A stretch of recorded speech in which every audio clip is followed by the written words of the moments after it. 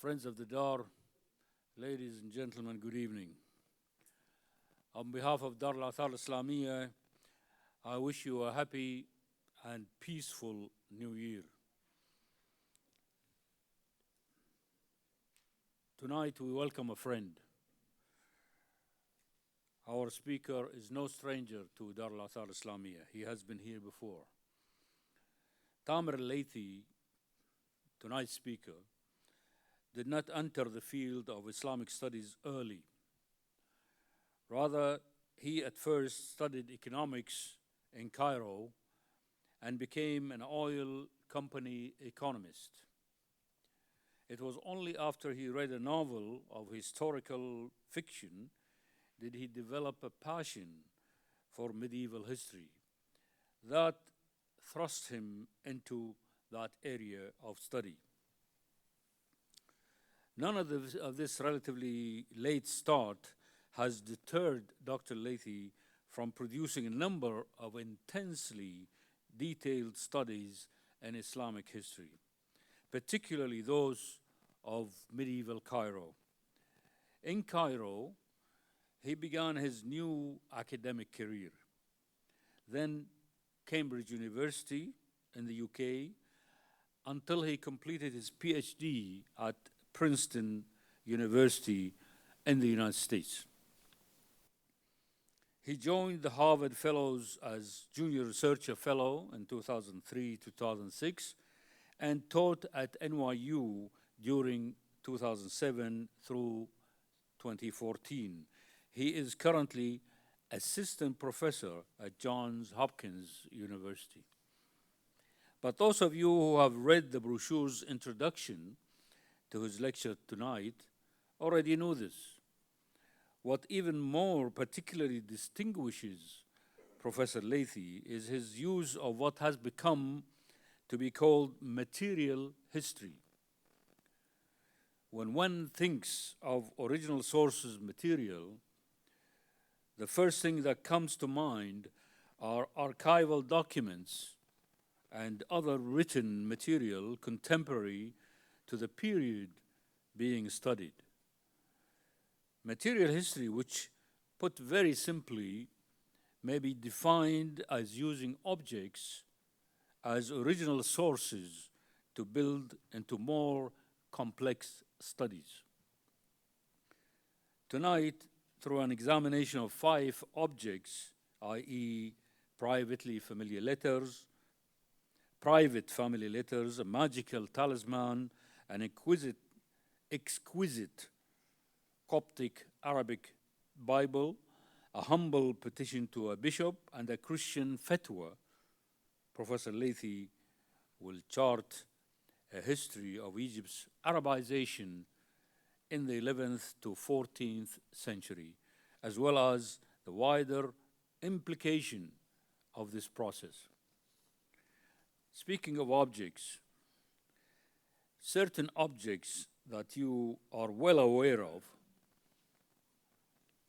that have no purpose as original sources should be closed and put away to make room for Professor Leithy to discuss his study in his lecture entitled Converting Objects and Words, Egypt's Arabization in 5 Objects, 11th to 14th centuries. Please join me to welcoming Professor Tamer el-Leithy. Thank you. Thank you all for being here. Thank you for the generous introduction. Thank you for the lovely invitation to come. As you've heard, I've been here before, and it was a delightful visit, and I'm very happy to be back. First, a couple of things. Maybe later on, I have a bad tendency to get quiet or to mumble a little bit. If somebody would just raise their hand a little bit, I'll be conscious of that and get back to speaking properly. So let me say a couple of things by way of introduction, and I'm not going to take too long doing that, so we can get to the 5 objects. This is the beginning of my attempts to collect material and begin to think about a new project. I've worked before on religious conversion, Coptic Christians converting to Islam, primarily in the 14th and 15th centuries. Now I'm turning backwards a bit and looking at this earlier period for an equally significant conversion, in this case, a linguistic conversion. The move from Coptic to Arabic as the everyday language of most Egyptians in the region we call Egypt in the Middle Ages. This significantly happened well before, as I said, most Coptic Christians converted to Islam. And this has implications that we can get to. Hopefully I'll touch on in my conclusion, but we can get to in the discussion as well. What I want to do today is look at Arabization, but I'm not going to be looking at Arabization in terms of strictly the language shift, the moment when people change their language, or talk about language contact, or bilingualism, all of which are very important issues. Until now, most studies have been concerned with the question of when this happened, right? I'm going to try and use these 5 objects as starting points to illuminate the consequences of that. What does it mean once most Coptic Christians are speaking Arabic? What does that mean for the Coptic Christian tradition? How does one produce a Christian tradition in Arabic? What kind of choices were involved in this process? And how generative was it? You're going to hear about a lot of borrowings. You're going to hear about things migrating across religious communities.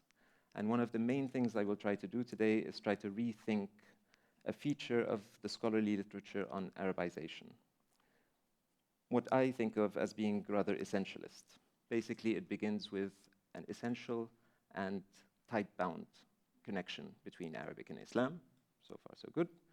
But then sees Christian communities adopting Arabic as something that dilutes, something that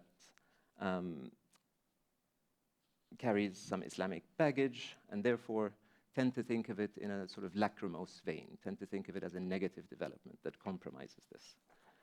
I hopefully want to find an alternative way to think about this. Just to give an example, one of the best read books about the Arabic Bible, the subtitle is called The Arabic Bible. The subtitle says, "The Scripture of the People of the Book in the Language of Islam." Right? Obviously, publishers make people put all kinds of things in titles, but the book inside actually spends quite a bit of time thinking about this as something that undermines or even dilutes or corrupts these Christian traditions. Instead, I want to see Arabization as a process that Copts were actively involved in shaping. And this means beginning to consider the productive changes that Arabization allowed, including access to other communities who had already Arabized to their literature, Greek Orthodox, Melkite, Rabbinite, Karaite Jews, but also and especially Islamic sources. And much of the material I will talk about has a relationship with reading these Islamic sources. To do this, I would like to center Coptic Christians as actors, as agents of their history, and to see Arabization as something that they undertake rather than something that happens to them. Now, how I will do this is, like I said, by reading close readings of 5 objects. There is a handout, which I hope you've received. Those are the 5 objects with my titles for them. Just a quick word, and again, we can return to that in the discussion. I'm not arguing that these 5 objects are typical, right, or representative. But in the tradition of microhistory, I think that they all illuminate much larger social and cultural processes, that there is nothing unique about them, and that they're excellent ways to get at these larger and often very difficult to nebulous processes. And again, when I say Arabization, I'm not meaning what I'm going to talk about today will not be strictly language shift. It will be to consider the cultural consequences of that.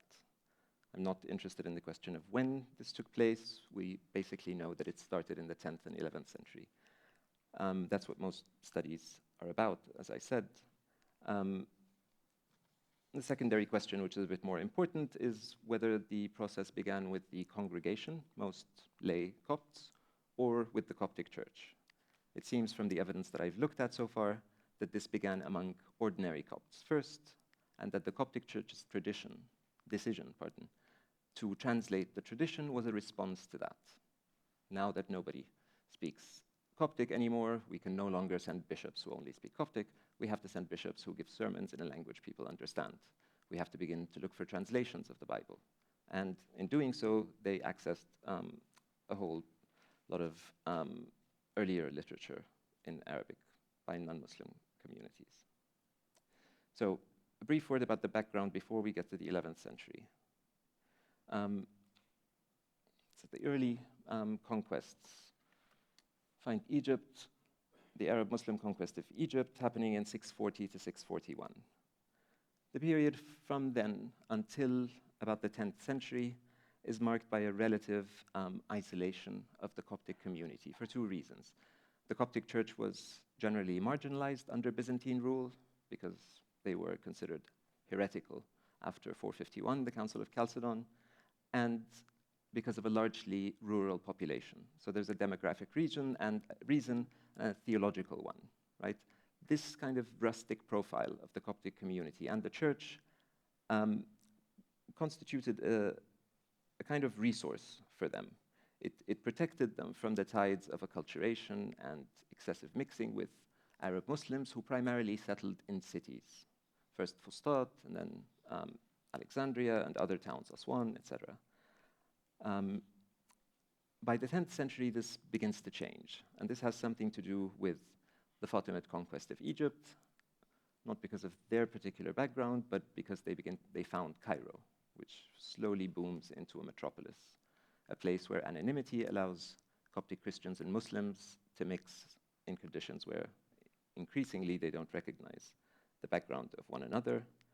It's also a documentary state, which means it's an empire that becomes invested in producing a lot of documents. There is a thick paper trail, right? And part of that is employing in the bureaucracy a disproportionate number of Copts. Copts were traditionally and continue through the Mamluk period, through the 15th century, to staff the fiscal bureaucracy and the administration, right? Many of those lay elites, their scribes, kutab, in the bureaucracy, become, by the 12th and 13th century, the main authors behind what we can call the Coptic Renaissance. So here the Fatimids come in. One of the developments that we see soon afterwards is a new genre. This is as an example. For the first time, based on readings of other communities' legal sources, Copts begin to produce these legal compendia, whole manuscripts that basically summarize every aspect of Coptic law, right? These begin, as it shows here, from the 11th century. Each one of those dots is one famous one, right? These begin here and begin to accelerate. The period in the 13th century is usually called the Coptic Renaissance. And the thing to remember about that is it's all taking place in Arabic. The Coptic Renaissance is when, for the first time, we get the study of Coptic language. We get Coptic philology for the first time. We have people writing grammars and Scala, the word lists, which is one of the objects that I'll be looking at.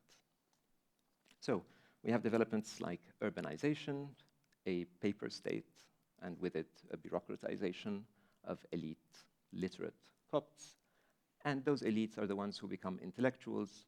And most of the production that happens during the Coptic Renaissance is carried out by them rather than by clerics, by bishops or monks. Arabization also on the ground allowed many Copts to increasingly visit Muslim courts. Now, there are very basic reasons why they would begin to turn from a bishop's Christian court to an Islamic court, right, a Qadi court. First of all, the latter has power of enforcement, right? The first one is based on consensus, right? This one has a power of enforcement. So if you want somebody to stand behind your legal document and give it a force of action, there's an obvious reason for doing that. Over time, Islamic courts become the place where Christians, Muslims, and Jews in Egypt go as a kind of public registry, what we would understand as a public registry, right? As a place to get things done, things as intimate as family matters, marriage, divorce, inheritance, but also things that have to do with finances of the whole community, endowment, waqf, without which we cannot really understand or explain the continuation of the Coptic community. Like most other communities, endowments become a way by which communities reproduce themselves and protect their patrimony. So, This is a map of Coptic, of primary monastic and clerical sites in Coptic Egypt. The reason I'm starting here is that we want to go to Middle Egypt for our first object. First object are Susina's letters, which are from the 1060s. And they come from a town called Tishlot in Coptic, which becomes Tashlut today, and later in Arabic, and then becomes Dairut today. There we have the last extant Coptic language documentary archive. It's a very small one. It's a single family's collection of documents, 12 documents in total, dated between 1029 and 1063. This is happening in the early 11th century. So we're actually catching another interesting and very consequential process take place, which is the introduction of paper. For millennia before this, papyrus had been the primary writing medium in this part of the world, which is partly why we know much more about Roman and Byzantine Egypt than other regions of the Roman Empire. But starting from the 10th century, this new, magical, new product comes in. It's cheap, it's modular, it's easy to produce, and suddenly we have a proliferation of paper, even in small villages in Middle Egyptian countryside. This archive catches this process almost in the middle of it.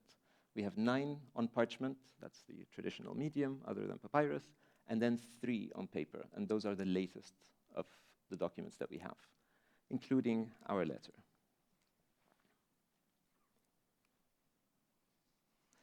So it's almost 1,000 years ago. It's 1063.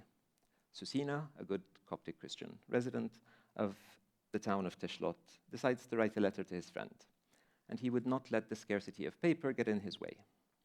Like others, he was accustomed to recycling paper. This revolutionary new medium, like I said, with simple, modular, and much cheaper production, allowed it to replace papyrus. So recycle he did. He picked up a letter that he had just received from one Bukhtur, which is the Arabic rendition of Victor, who had barely filled the full side of one sheet of paper with his letter to Susina. So what does he do? He does something that many people do when they recycle documents. They tear a little strip from one side, right? Which is why we don't have the edges of these last words. And they consign them to the speculative archives of editors like me who start to imagine what those words could have been. The good thing is most of these expressions are very formulaic. So once we get the beginning of one of them, we can very quickly fill them in, especially letter writing in high Middle Ages. Bukhtur had written to him in Arabic, and what's remarkable about this sheet of paper is that when Susina turns it over, he writes to another friend of theirs, Agathon, in Buhairic Coptic, the other side.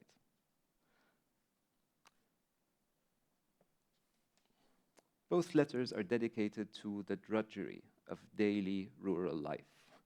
We're talking about stories of cattle, about going to court over little bits of money, but their stylistic features, I believe, preserve very telling traces of these larger historical transformation.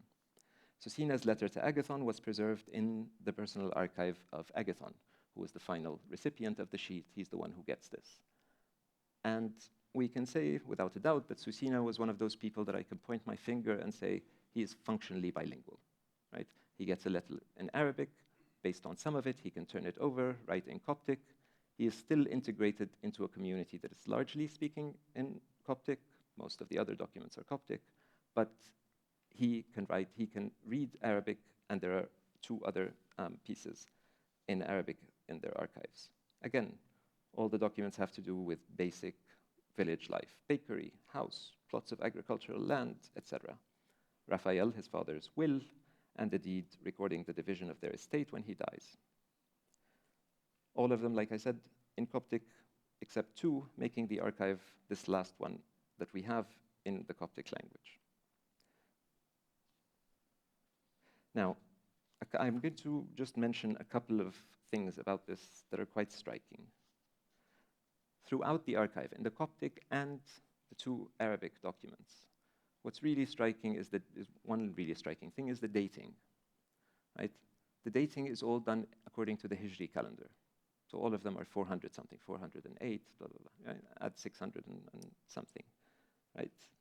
But for the months, they're using the Coptic months. Tuba, Bashans, right? Tuba of 408 of the Hijri calendar, which is lunar. Bashans is a good solar calendar, which is much more relevant if you're trying to till land and trying to keep up with the seasons. But here we have this amazing bricolage, this mixture of the two, which clearly made sense to the users.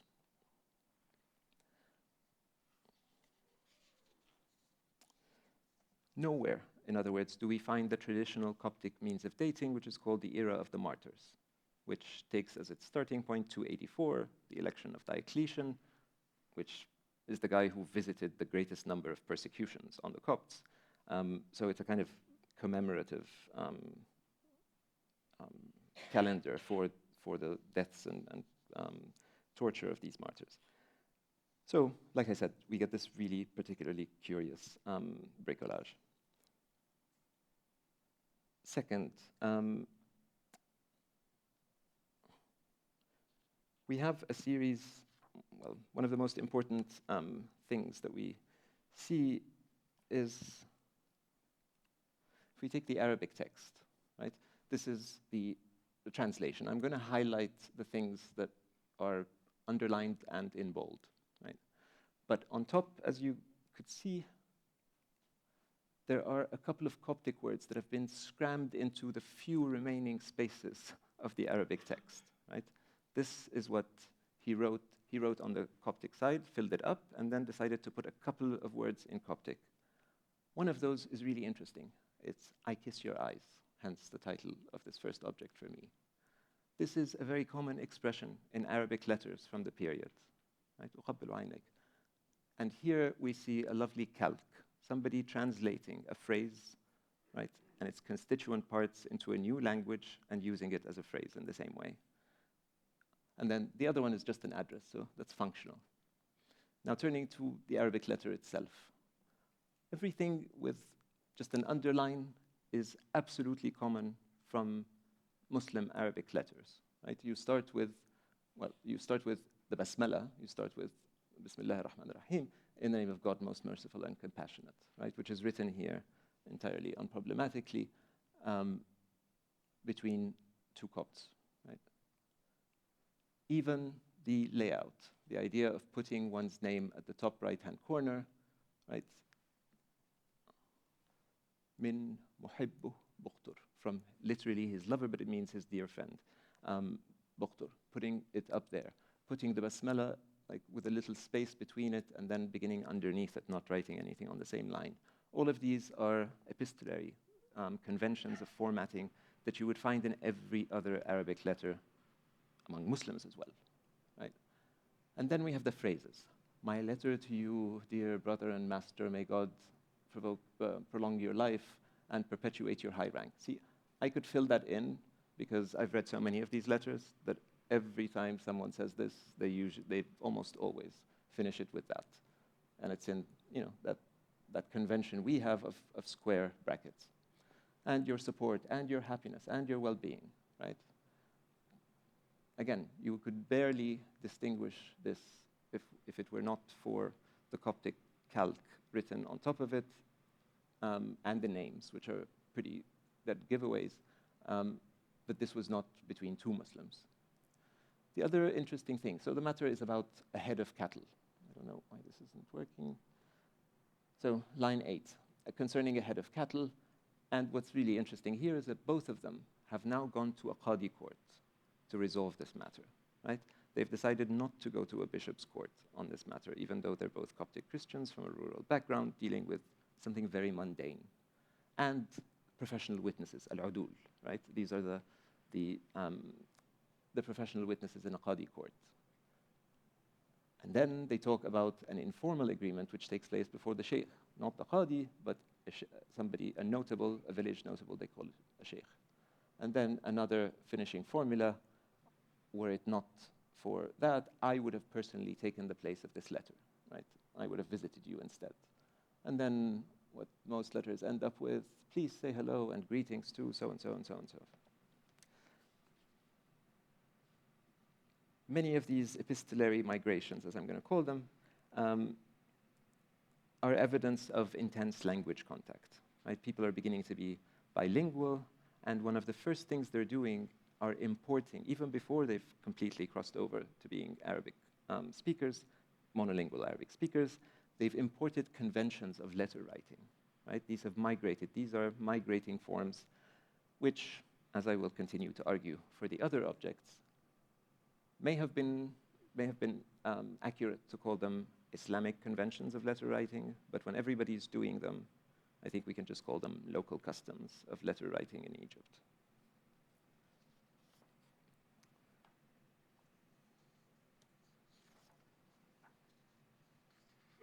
Same for expressions like inshallah and so on. Now, moving to a second object. A novice petitions the Coptic Patriarch. And again, here my point is to show how this is indistinguishable from many petitions that we get. Petitions to the Fatimid Caliph. This is taking place during the Fatimid period, or the end of the Fatimid period. But the conventions of petition writing had changed somewhat somewhere in the middle of the Fatimid period, and we get a series of conventions that become the standard way. This is how one writes a petition. You put your name on the top right-hand corner, put aside in the margin, right? You put the basmalah up top. In this case, it's not the one, Bismillah ar-Rahman ar-Rahim, it's Bismillah ar-Ra'uf ar-Rahim, which begins to appear in Christian sources exclusively. It's a way to sort of mark them. And as usual, when one gets a petition, when one authority gets a petition, they turn it over and then write their decree or rescript on the back. Like the Fatimid caliphs did, here is the alama. Here is the specific phrase used as a motto that each individual patriarch selected for themselves. Here, al-Majdu lillah, glory be to God, right? And then he answers with in this case, it was called the marsum, a rescript. And then the alama is what's up top. This is the petition itself. Again, underlining all the things that are common among not only Muslim petitions and petitions to the caliph, but also petitions to the Jewish head of the community, the Nagid, even in Arabic or in Judeo-Arabic. The mise en page, the layout, is exactly the same. The beginnings and the tarjama, putting the petitioner's name on the right side, on the top of the margin, uninterrupted margin. In any case, so here we have the basmala, slightly different than the one we saw in Susina's letter. And then this very common expression. It finds its beginning under the Caliph al-Amir, the Fatimid Caliph al-Amir. During his reign, the court protocol was changed. So now somebody submitting a petition has to literally enter through the chamberlains and actually kneel down and submit and kiss the ground before the caliph. So the conventions for writing the petition themselves come to include that very process. So here it's applied to the patriarch, not the caliph. He kisses the steps before the prospering residence. The other one would say the palace, right? May God prolong them eternally by the permanence of their owner. May he grant them the blessings of his prayer. Exactly what you would say for the caliph as well, right? Wayunhi. So after that set of honorifics and prayers, you say wayunhi, and he informs you, right? This is the beginning of the petition proper. I am telling you about what the problem is. The second part of the petition is, and this is what I want from you, right? So here, and informs him. In this case, this is the unique part, that the cell, the monastic cell, has livestock, houses, and revenue, and that the abbot of the cell, the petitioner says, disposes of them however he wishes. In other words, kind of arbitrarily. Next, I didn't highlight this, my mistake. Beginning of line 7, the slave. This, again, is a convention from writing petitions to the caliphs. You refer to yourself as al-Mamluk, the slave. Whatever your station is, it doesn't mean that you're actually a slave, right? But if you are petitioning a higher authority, you refer to yourself as the slave. And then you refer to your request here. This is the second part. The slave's request is from the charity and the compassion of our father. Substitute our father for a caliph, and you have the same thing. And then is to get a marsoom, precisely the same word that you would ask for from the caliph. In this case, interestingly, he wants the kind of arbitrary abbot to begin ruling according to the judgment, hukm, of the sharia of the monks. And I'll get to that in a later object. But the point here is that the word sharia is beginning to be used as the exclusive word for religious law. And then he asks him that he should consider this a charitable deed, which again, you see in other petitions as well. The response, this is the alama up top, glory to God forever and ever, and then issuing a decree. Basically, the marsoom tells him, basically do this, basically follow the right monastic law, and at one point he calls it sharia, but another point he calls it qanun. And then praise be to God. This is the end, right? Once again, the point to remember is that everything about this, from the layout on the page to the diction to the means of addressing, right, are all now shared across these different religious communities. Now, I should say just incidentally that I'm not trying to present a picture of a rosy picture or an exaggerated form where Christians, Muslims, and Jews are holding hands and skipping down the street. The fact that they can understand each other is something we need to think about, right? But it does not necessarily mean that I'm trying to paint a picture that will, by necessity, mean harmony. Sometimes the very loss of difference becomes the very reason why conflict emerges. But we can get to that later. Now, our third object, what I call eavesdropping on a Coptic fatwa. And I say eavesdropping because, let me read it.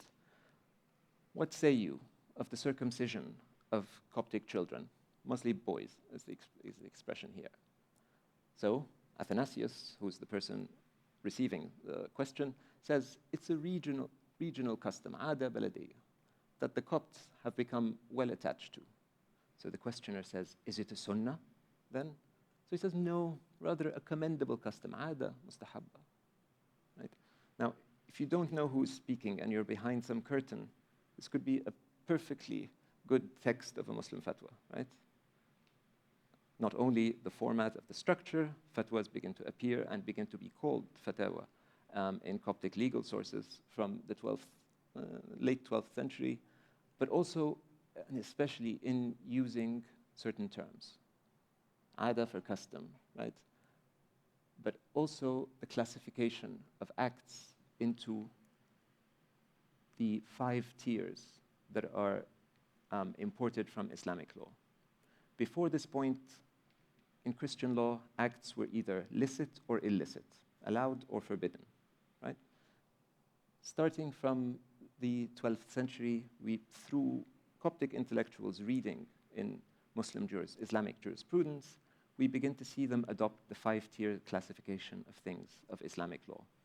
One of them is not allowed, haram, right? The other 4 are allowed to varying degrees. One is makruh, it's reprehensible, but it's allowed. One of them is neutral, it's indifferent, right? The second one is commended. You don't have to do it, but if you do it, it gets special merit. This is sometimes, but not always, equated with the Prophet's example, the Sunnah. And finally, a religious duty, wajib, fard, right? From this point onwards, we begin to see Coptic jurists adopt the same classification scheme, right? In their evaluation of any act or practice or thing, right? So 1, the classification practices.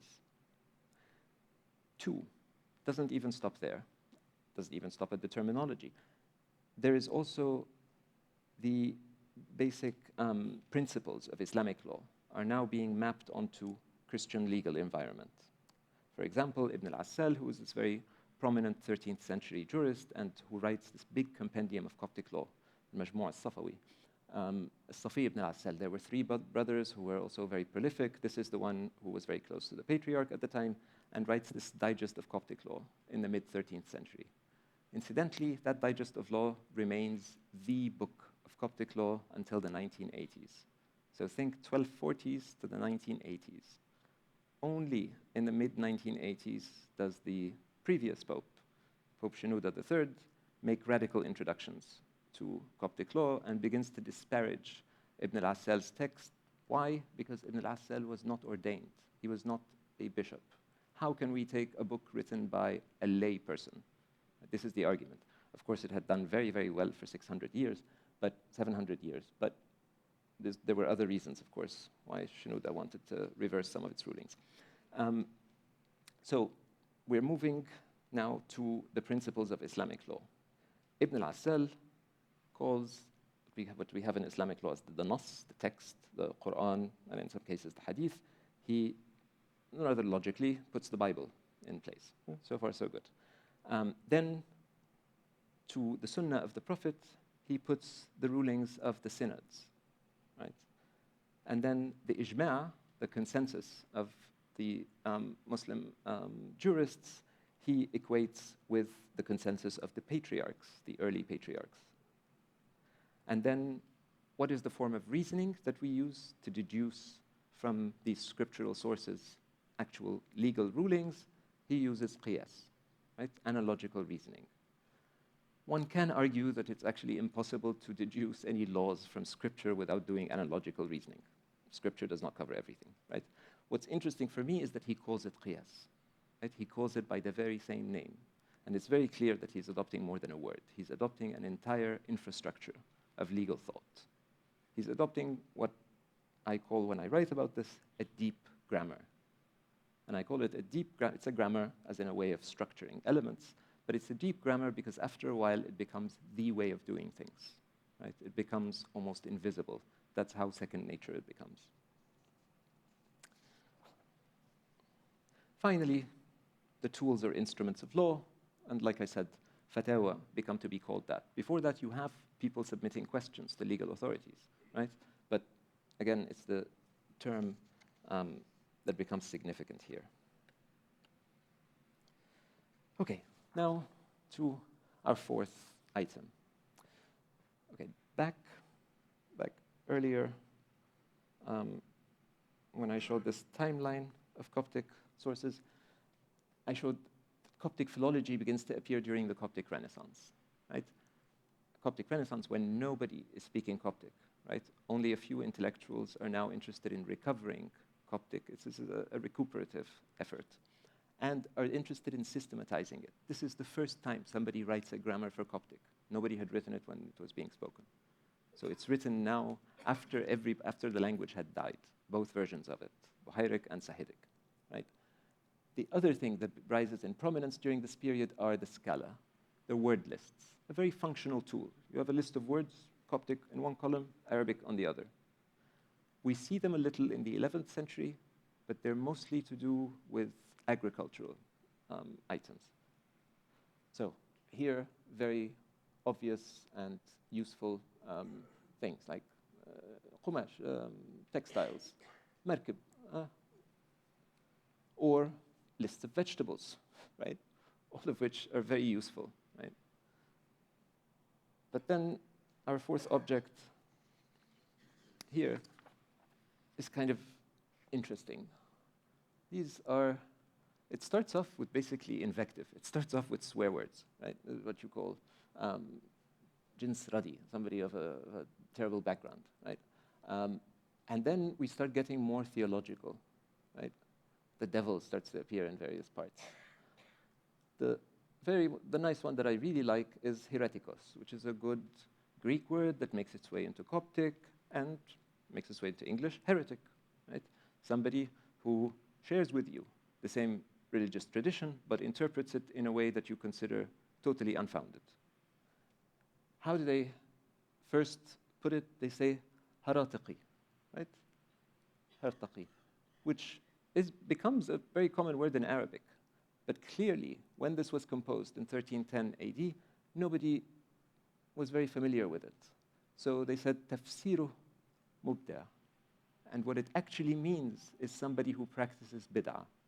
Bid'ah comes from a very good Islamic theological moral context, and it means a heretical innovation.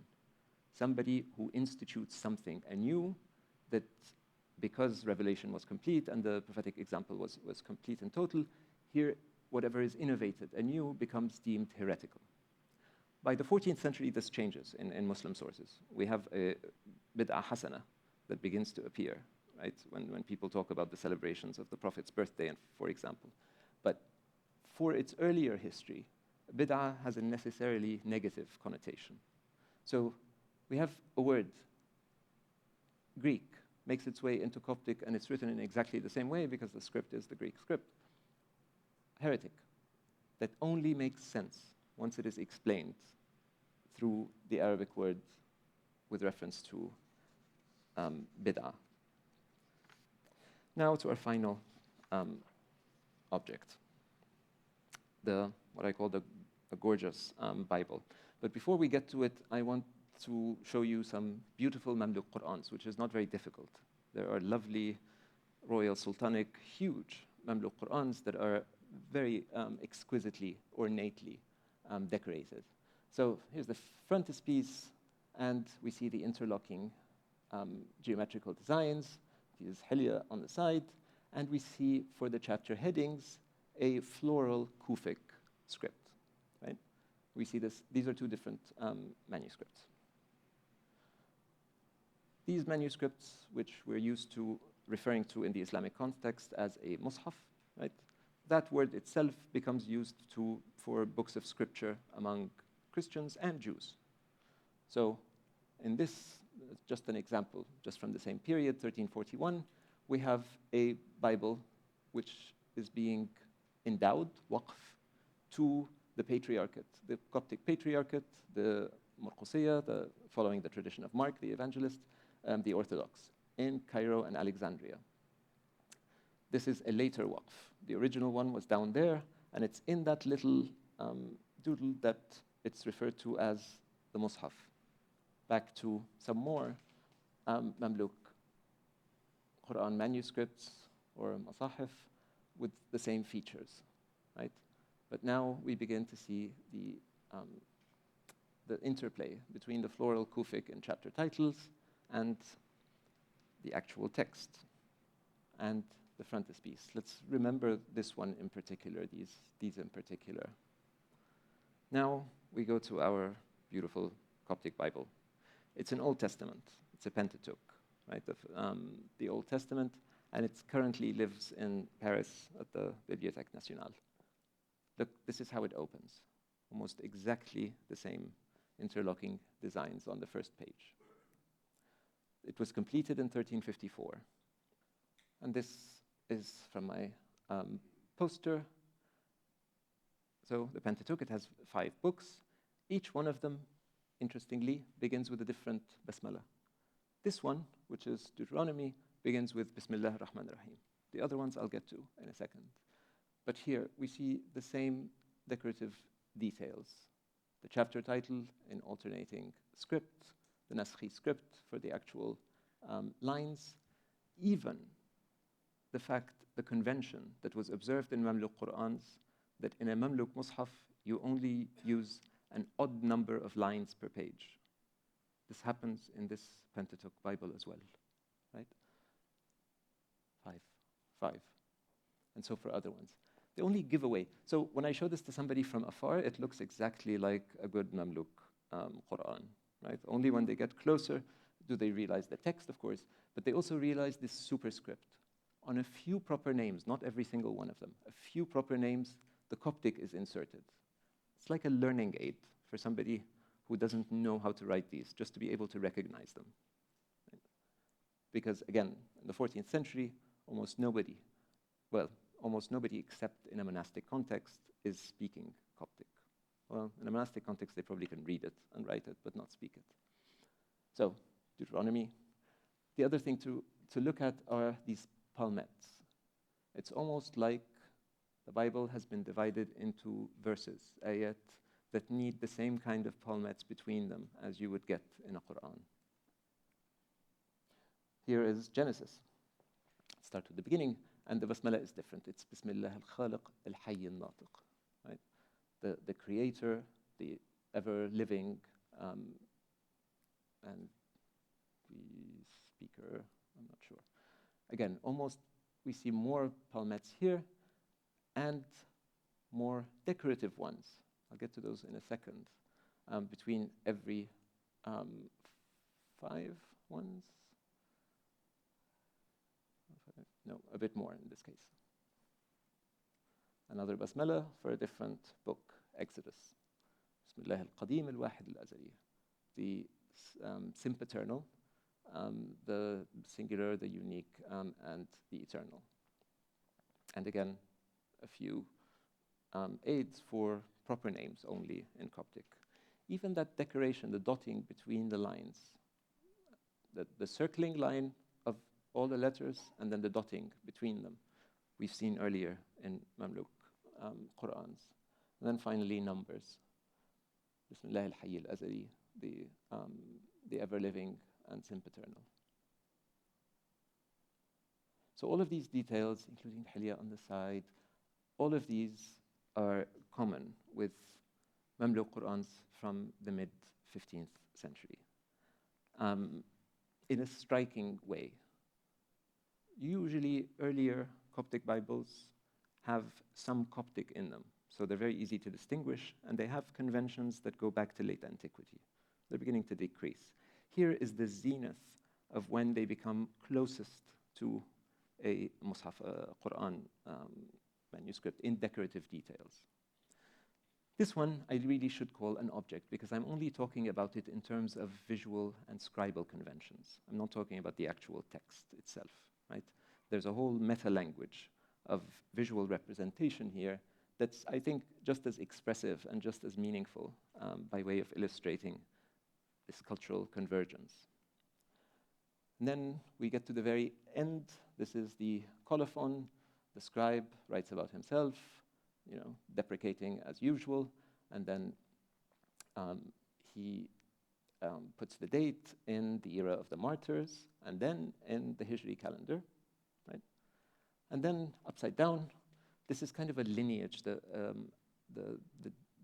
lines of descent of the text. He says that it's been collated, it's been compared with a Greek one, and a Hebrew one, and a Coptic original, from an original, and so on, from this very big polymath named Ibn Qabr, who is one of the last names of the Coptic Renaissance. He's in the early 14th century.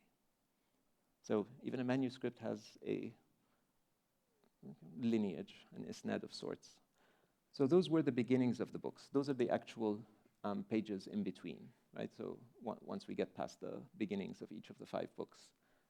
And again, the striking thing are the markers between what is clearly a text that has been divided anew, that has been almost made to look like these were natural versification, which they are not, or at least not in earlier ones.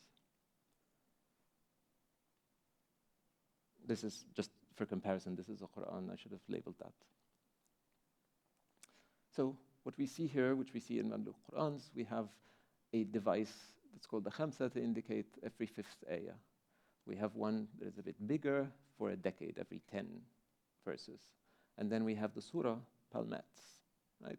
And then medallions, which are much bigger with sort of prominent chinoiserie decoration with the word 30.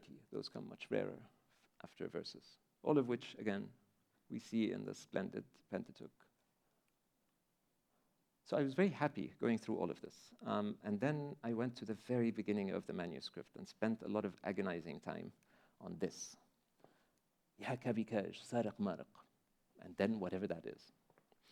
So I spent a lot of time trying to decipher it. And then once I deciphered it, not in a very happy way, because Ya kabikaj, saraq maraq, habis habba, yamna al-arda. I had a vague sense that it was kind of a spell, but I had no idea what to do with that. It turns out that it's actually a very fitting way. This was obviously written by the scribe at the beginning. And I'm going to just give a loose translation. Oh, kabikaj, abracadabra. Vanquisher of the pest, preventer of rot, right? This is an invocation to protect the manuscript from rot, from what would eat it away over time. So what is this kabikaj then? Now, the incantation, of course, is not strictly Arabic, right? Parts of it is kind of onomatopoeic. But like I said, it's an eloquent testimony of a profound acculturation to the Arabic worlds of letters and book culture. Because I look for kabikaj, and where do I find it? I find it in dozens of Islamic manuscripts, scribbled away also at the beginning by scribes. Sometimes dozens of them in an interlocking geometrical design at the very beginning. And then I have to look further and find out what kabikaj is. And it turns out that kabikaj, which we see in these opening folios, is addressed to a protector. He's sometimes called Ya Hafid, right? Incidentally, one of the Islamic names of God. So he's invoked for his protection. And we have various definitions of its usages, none of which kind of make sense. That alternately, that among early Arabs, it was called the hyena's paw, that there was a plant known as the hyena's paw or the lion's paw, kaf al-daba or sabah. Also the shajarat al-tafada, the tree of frogs, none of which make any sense. And then I find somebody who's actually thought about this very briefly and said that it was not as a plant name that it was used, that through a plant name that it would forge this illustrious, if unsung, career. Rather, it was used in numerous Arabic manuscripts as a magical prophylactic against worms and insects.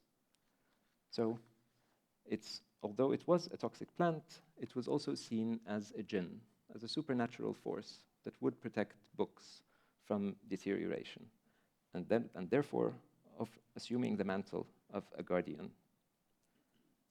We see this in manuscripts of the Middle Ages through the early modern period, from Ottoman Turkey to Mamluk Egypt, all the way to 17th century Indonesia. The examples are by the dozen. Once you start looking for these things, you find them everywhere. And again, it seemed a very expressive detail about this. So let me conclude very briefly. I've tried to talk about Arabization through these objects and to try and think about what they tell us about the migration of certain forms, certain words, certain concepts. Again, back to the traditional way of thinking about this is that many of these conventions or forms have essential meanings or essential confessional identities. This, I don't think, is very productive, especially once they start moving across religious communities and across religious cultures and traditions. What I hope most of these stories, most of these objects have shown us, from the Arabic calque, I kiss your eyes, to the shared kabikaj, to the visual conventions and scribal conventions of the Christian biblical mushaf at the end, is that this is a story not about things and their roots, at their essence, but rather about forms and their roots, their circulation. Thank you.